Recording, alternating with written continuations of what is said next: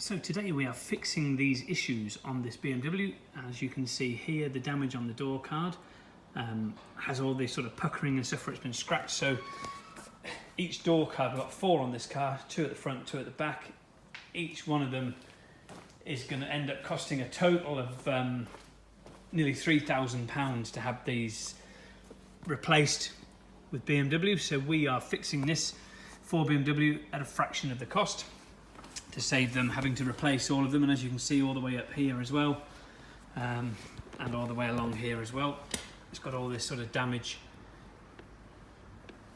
and we are going to be fixing that and making this look brand new for the client again today, saving them £3,000 on repairs.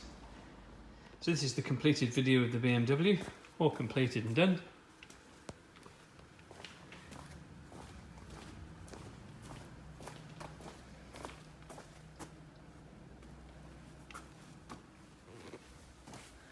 So as you can see, it's all perfect now, saving thousands of pounds for the sake of a few £100 repair and a day and a quarter, day and a half to sort it out. Happy days.